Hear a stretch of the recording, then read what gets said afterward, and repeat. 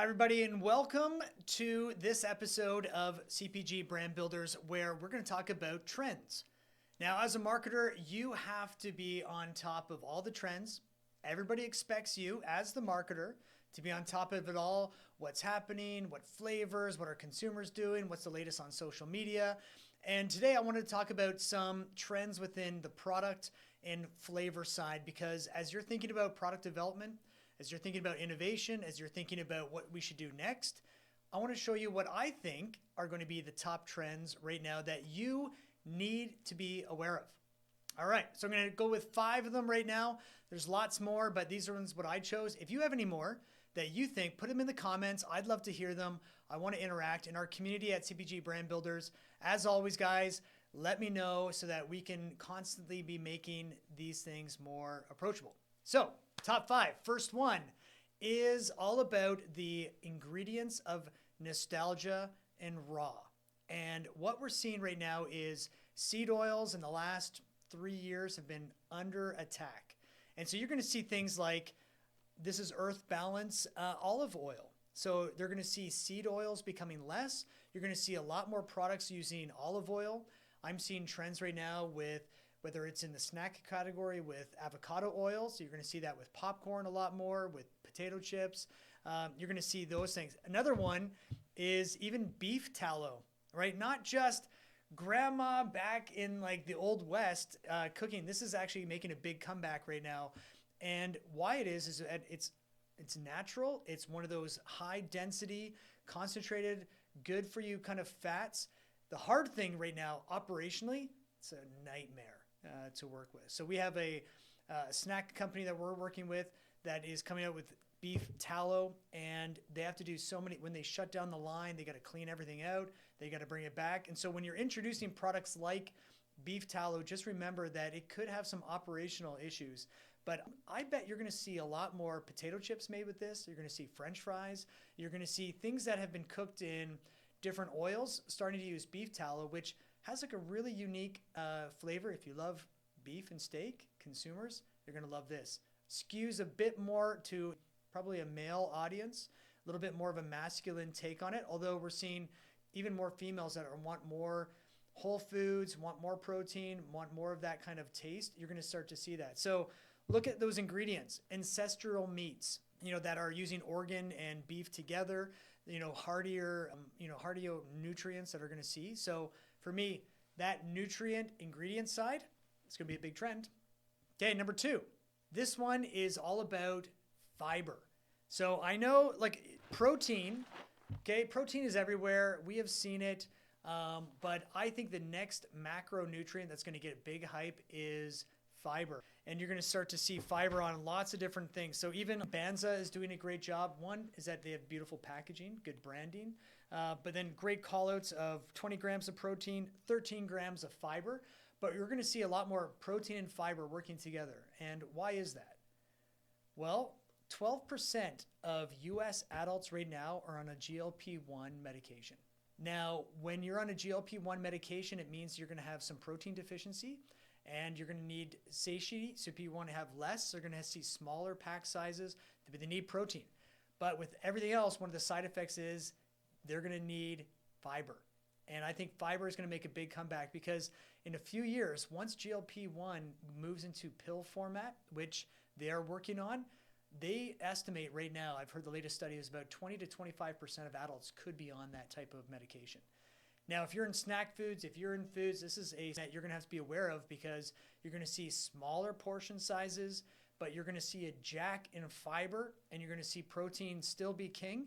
But I think right now you should be looking at your innovation pipeline for fiber, because I think you're going to start to see that in a very big way. And with more fast food being eaten, with more processed foods, I think gut health and fiber is going to be really key to be able to help people stay regular within that. And as the baby boomer generation does get older, and you have an older demographic, they're going to need fiber in their diet. So make sure that you've got a really good line of that ingredient in your product mix.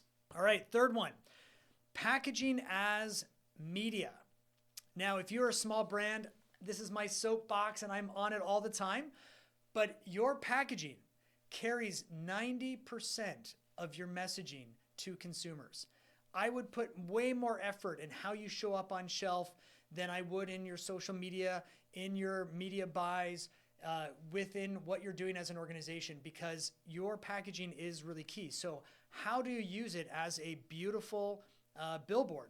So one great example right here, Bialetti Coffee. One is they did a great collaboration with Dolce and Gabbana. And so they had a whole lineup of there, but we're seeing that your packaging is this couture look. It's beautiful. People want to actually leave it on their counter. Your pantry, when you go in there, and like at our house, my wife, she like that pantry is beautiful. Like, and I'm not allowed to move anything. It's got to be organized, but you go in there and it is gorgeous. It looks amazing. And even our counter, everything is kind of curated.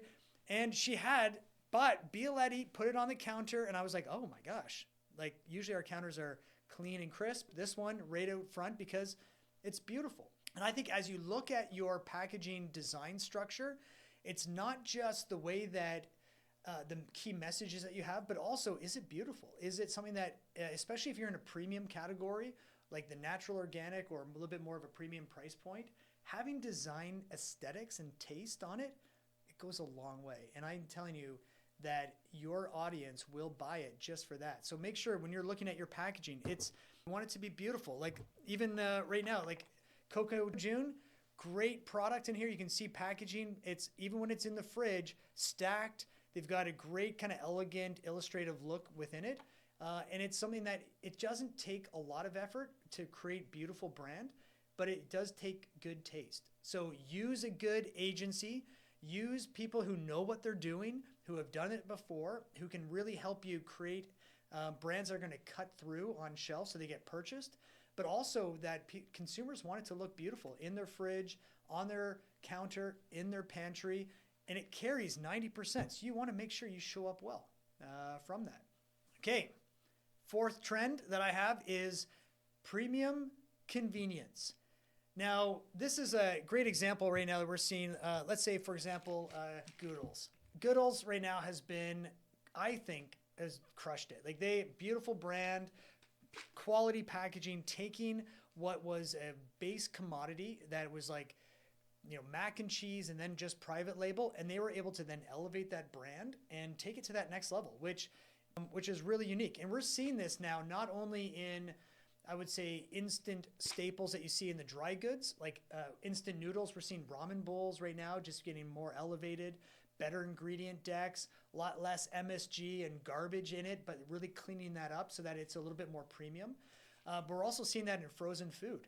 We're seeing that more frozen food items are getting more of those gourmet taste profiles. And why is this? Why are we seeing these, what were once, I would say, lower end, convenience, cheap commodities entering in? Well, it comes down to, I think what's in society is people are more busy. They don't have a lot of time. They are using more convenient style cooking methods like air fryers. They want to be able to still eat well with good ingredients, but they want it fast.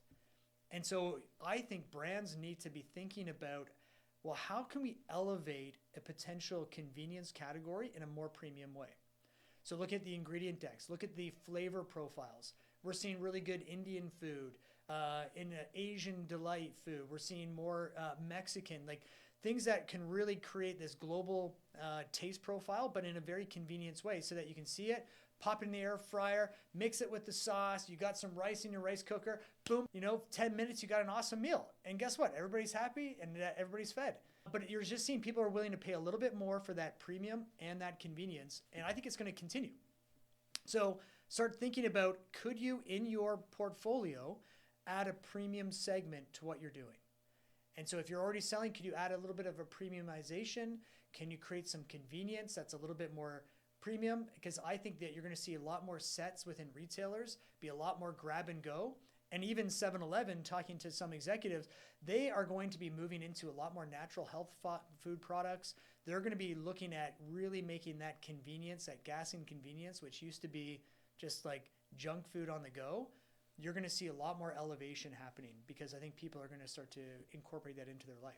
So last one, number 5 trend that every marketer I think needs to know right now is it's all about the heat.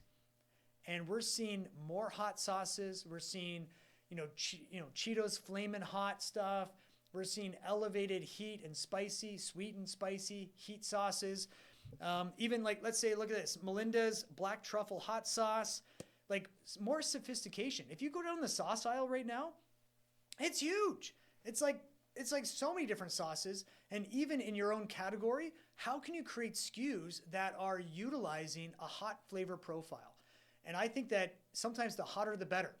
Now, why is this working? Like even this one, pineapple habanero, like salsa. Like, ooh, pineapple habanero, ooh, delicious. We just had a chip launch that did really well in a Costco rotation of mango habanero, which was like a sweet and spicy heat.